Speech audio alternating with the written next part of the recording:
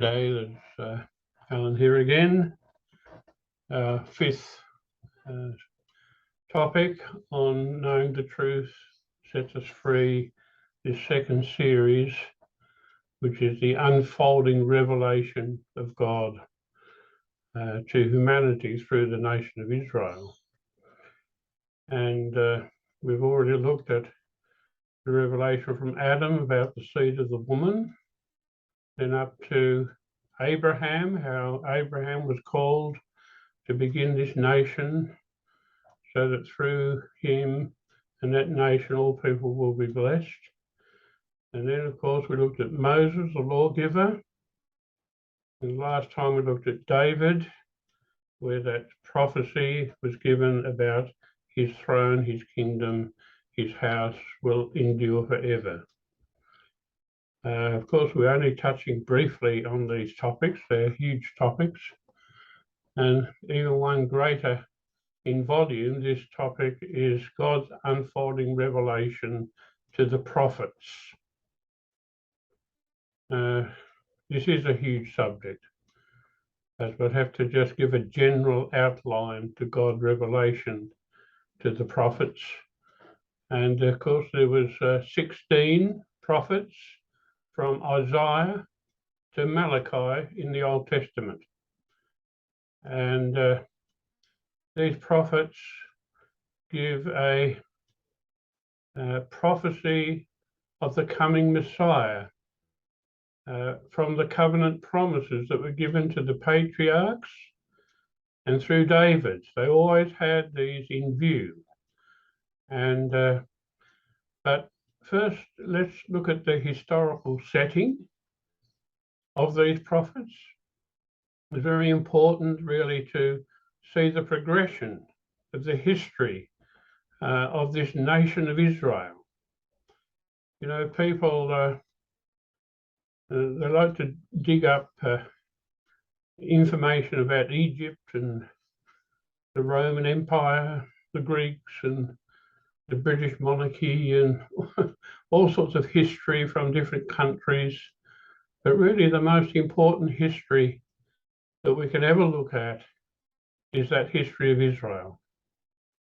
Because God gave revelation to that nation, and that revelation affects every person that ever lived on this planet. And so these prophecies they're writing prophets. There was 13 in the time of these kings. Remember Saul, David, Solomon, from those kings, these wrote down their prophecies. There was 13 of them until the Judah went into captivity. And then there was 3 prophets after the captivity when they returned back to the land, where they had no king. In fact, the priests were the ruling people in the land. So let's have a recap and move on to a brief look at the history from Saul. Remember, Saul was the first king, and David succeeded him. He was a man after God's own heart, and he gave promise, as we said, that his house, his kingdom, his throne would endure forever. And of course, we know how that is fulfilled in the coming of Jesus. From David's line, Jesus, the son of David, the son of God. Solomon, David's son, succeeded David. He built the temple, was noted for his wisdom in writing the Proverbs. But later on in his life, he declined into idolatry. He married foreign wives and allowed their gods to enter into the land. It was so sad. When he died, his son Rehoboam took the throne, and he decided to tax the people even more than Solomon did, and caused hardship on the people, and it caused a revolt, so that 10 of the tribes split into another kingdom under a person called Jeroboam, and they called themselves Israel, and the tribe of Judah stayed with Rehoboam along with Levi, the priestly tribe. So we find now two nations with two sets of kings. Israel settled in the north and Judah in the south. The terrible sin of Solomon to allow idols into the land had caught the imagination of the people, both in Israel and Judah. And it was a great stumbling block that the prophet spoke against, calling the people to come back to the one true God that had covenanted with them as a special nation. All the kings in the northern nation of Israel were evil kings. And eventually, after about 200 years, they were taken captive by the Assyrians in 721 BC, completely stripped of their nationhood. So in Judah, most of the kings also allowed idolatry to flourish, but for a few that tried to bring reforms, like Jehoash, Hezekiah, Josiah. But the sin, particularly of one particular person, Manasseh, was so evil that God determined to send them into exile as well. So Judah went into exile by the Babylonians in just over another 100 years after Israel was exiled. And just for interest, if you're interested in dates, the captivity began in 609 BC and ended, it was in 3 stages. And in 589 BC, the whole country, including the temple, was decimated in ruins. So these prophets were called by God to bring back the people to monotheism, to trust in Yahweh, the I Am, who called them as a nation to give witness to all other nations of the one true living God. The captivities were a disciplining measure to cure them of their idolatry and their reliance and alliances with other nations for their protection, so that they could come to trust in the true and living God. As they were a chosen nation, and God was there to be their protection, they had to trust Him and come back to trust Him.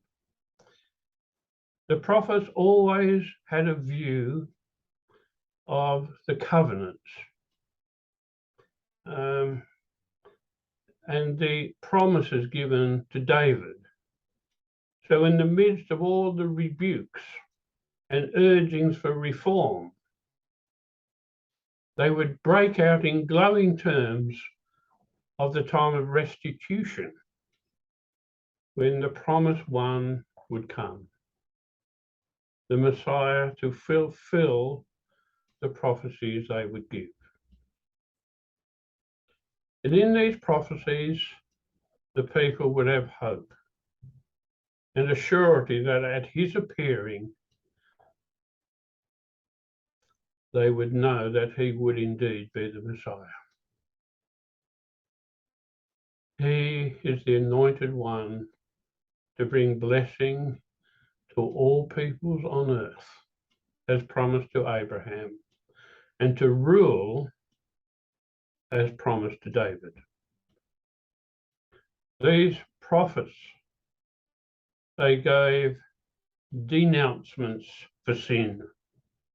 Some prophets were for Israel, some for Judah, but they also gave announcements of the coming Messiah, who would bring judgment on the nations, judgment for sin, and whose rule would be universal forever in righteousness, justice, and peace. It's in this background of this universal sin, not only in Israel, but all the other nations were steeped in sin and wickedness.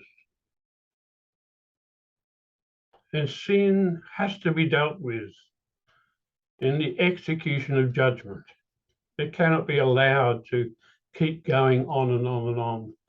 And these prophets exposed the sin of Israel, Judah, and the nations. They prophesied not only to their own generation, but reached into the future generations of nations and powers not yet formed, even to the last days when humanity reached the ultimate sin of idolatry. And it's still yet to come in our time. And it's very close, we believe, very close, in the worship of a man, not the God-man, Jesus, but a man. And this man was prophesied to be fulfilled with satanic power to deceive the nations as a false Messiah that we know as the Antichrist. All of the prophecies look to the final judgment when all the enemies of the true Messiah, Jesus, will be made a footstool for his feet. Judgments are meted out through history to all who are unrepentant of their sin, with nations rising and falling until this final judgment that brings in the kingdom of Christ, the Son of the living God. What a day of rejoicing that will be for all who are sheltered under the grace and love of God, who have received forgiveness for sin and have love and faith in him. We are taught by Jesus to pray, aren't we, for this day? May your kingdom come, your will be done on earth as it is in heaven. So let's just look at a few of those prophecies from these 16 prophets. We're not going to go all through every one of them, but just get an example just from a few of them to see that from the sin of Israel, the sin of the nations, there will be judgment, and yet the Messiah will come and bring peace and blessing to all peoples on earth. And so let's look at Isaiah. Isaiah is probably good if you can get a bit of paper and a pen and write down the references. And it'd be good if you could read them later on. We're just going to touch on them now.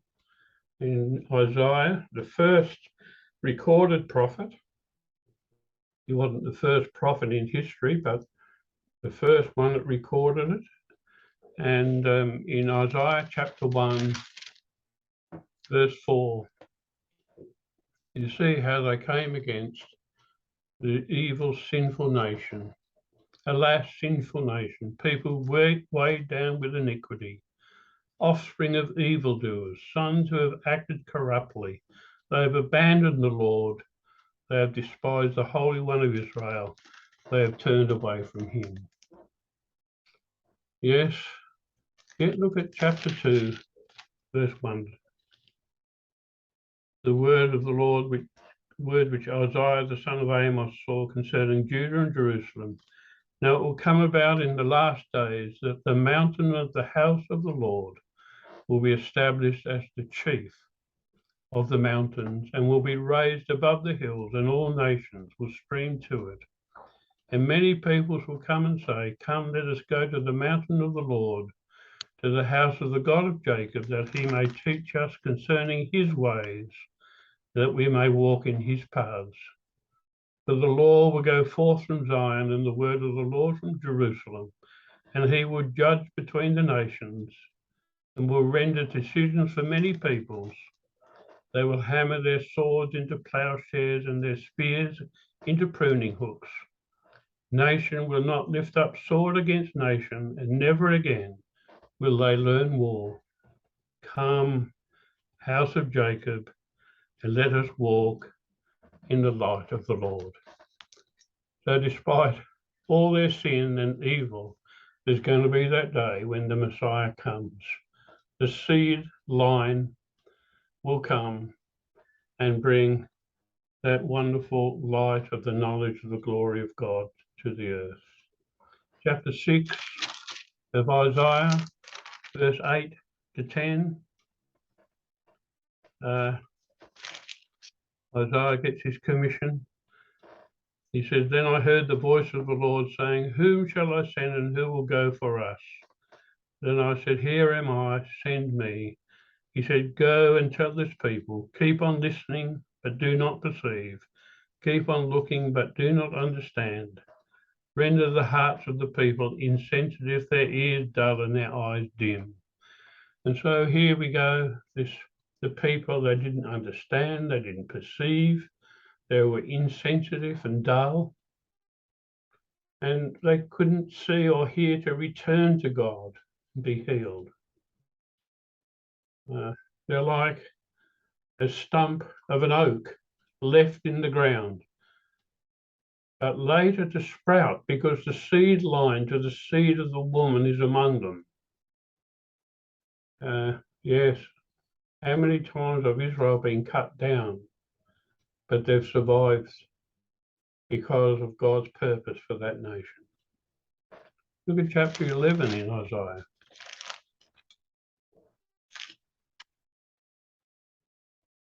Verse 1 and 2.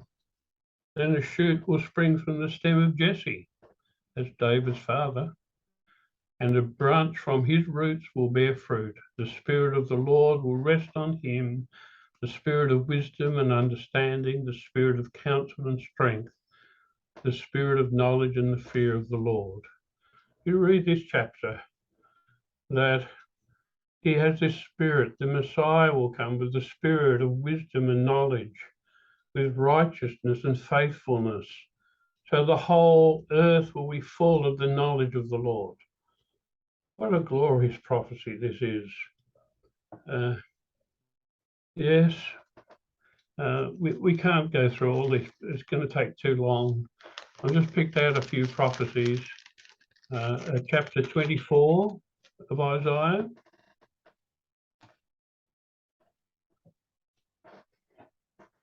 You can read it all later on. Behold, the Lord lays the earth waste, devastates it, distorts its surface and scatters its inhabitants. And verse 3, the earth will be completely laid waste and completely despoiled, for the Lord has spoken this word. Because of the sin of the world, there's going to be this great judgment at the end times.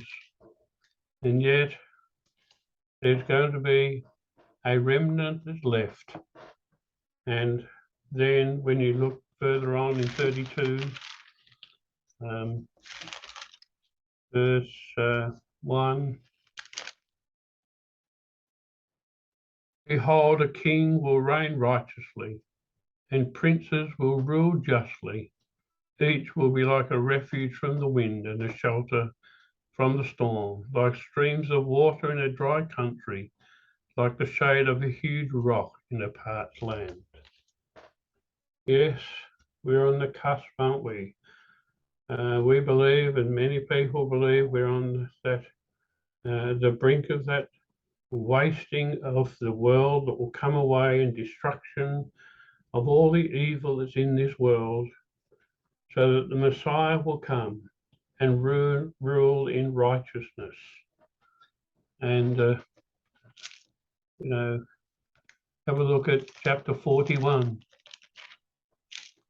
Here we begin that great passage where the sovereignty of God is made known in chapter 40 and 41 about the servant of the Lord, how he comes to be a servant. He's one that's born of the seed of Israel, and he will be the servant of the Lord, the chosen one with the Spirit of God upon him.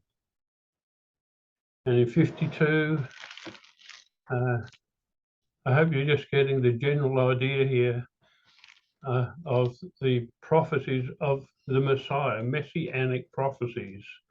The servant who announces good news of peace and happiness and salvation. Chapter 52, verse 7.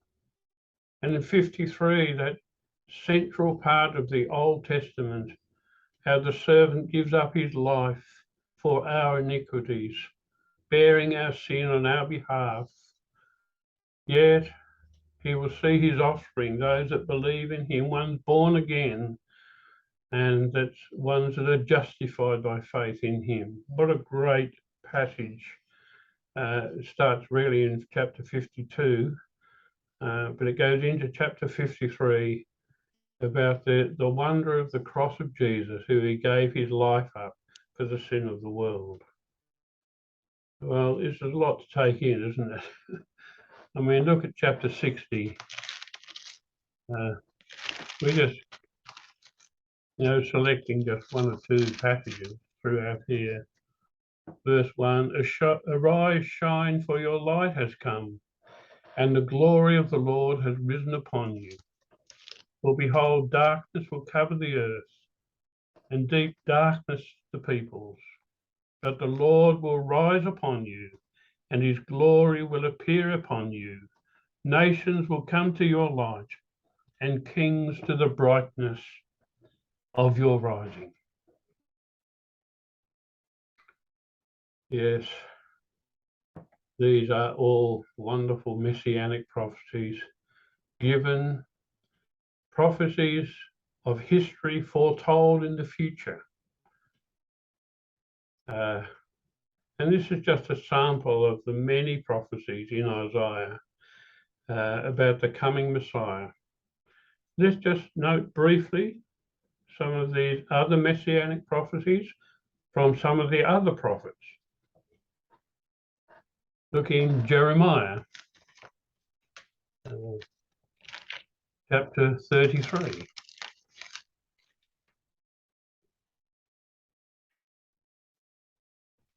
Here we have a new covenant given to the people. In chapter 33, verse 15, 33. In those days and at that time, I will cause a righteous branch of David to spring forth, and he shall execute justice and righteousness on the earth. And so we have the promise of a new covenant. Yeah.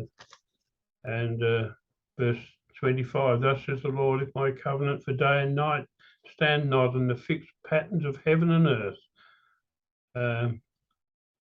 then I would reject the descendants of Jacob and David, my servant.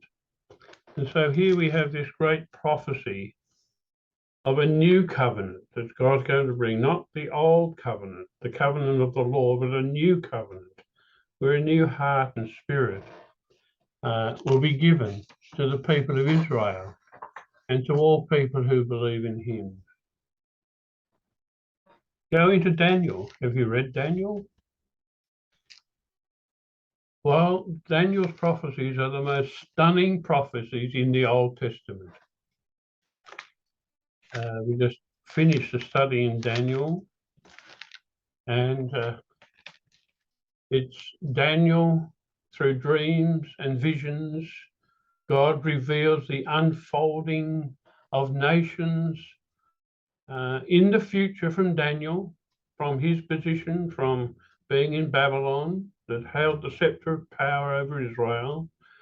He talks about their rise and fall, and one after another, different nations that hold the scepter of power over Israel, their rise and their fall, one after the other.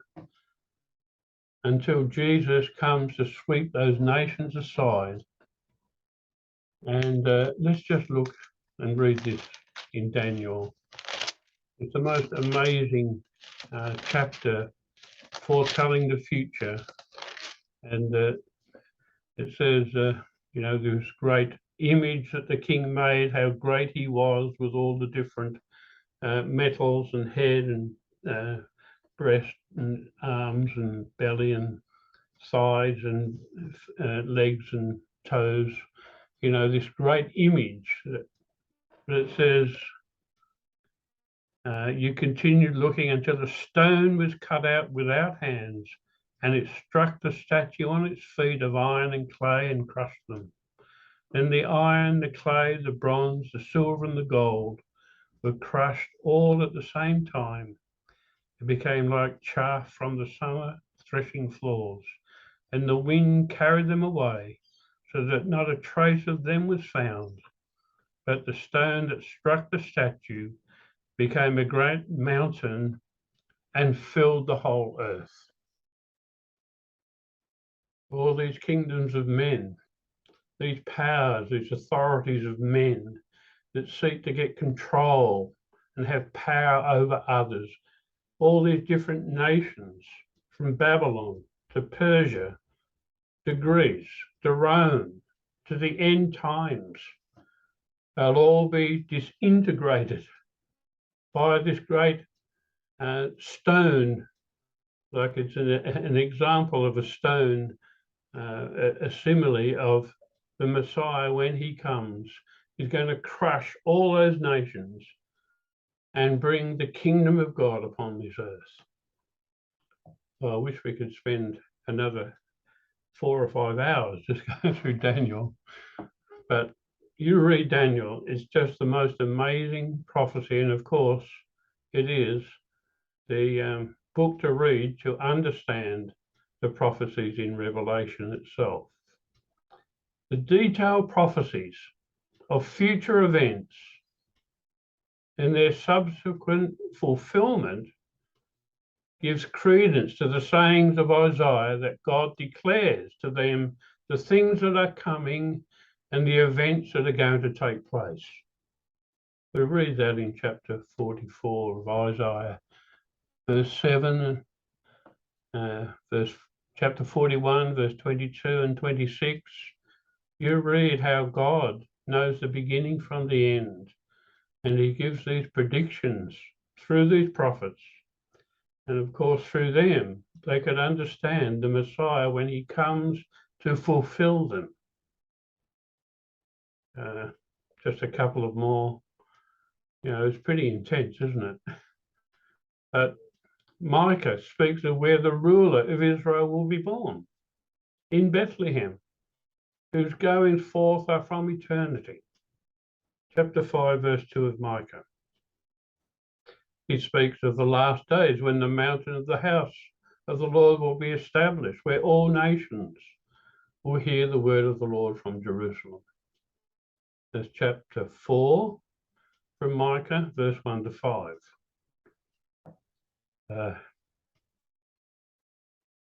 Zechariah. Wow, what prophecies are in there? They're so great. Look at Zechariah, chapter 12, verse 10. Zechariah describes the day when Israel will look on the one they have pierced and mourn for him. He tells that the Lord will be king over all the earth, and his name the only name.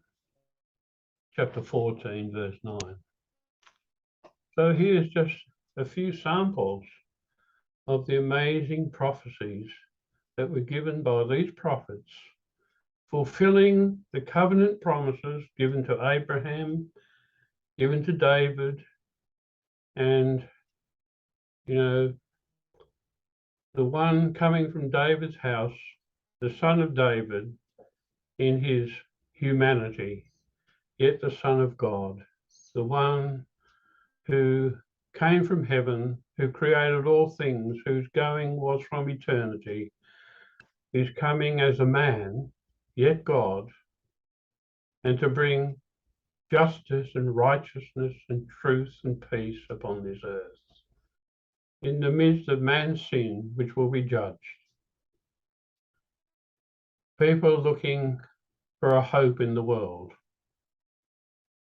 The only hope for the world is the return of Jesus, who will judge this world with righteousness and truth, so that peace will reign under his kingdom. Is he going to come? Well, all these prophecies and their progressive fulfillment gives us a positive assurance that these final prophecies will also be fulfilled. Jesus is going to come. And just remember that if we sin against him in unbelief, then we come under God's wrath. And Jesus is going to pour out the wrath of God upon this earth for all those who are unbelieving, all those who do not turn from their sin to accept his salvation. So these are pretty serious issues, aren't they? So there's a lot to take in, but I'll just say, just leave them there. We're going into three particular people in the New Testament that God gives revelation to next time, but that's another day. So bless you, and I hope you can share these things with others, give them the YouTube title, Knowing the Truth Sets Us Free, particularly for Christians in this second series. But God bless you, and I hope you make a comment, if you will, so that we can just share together. But until then, God bless you, and we'll see you then.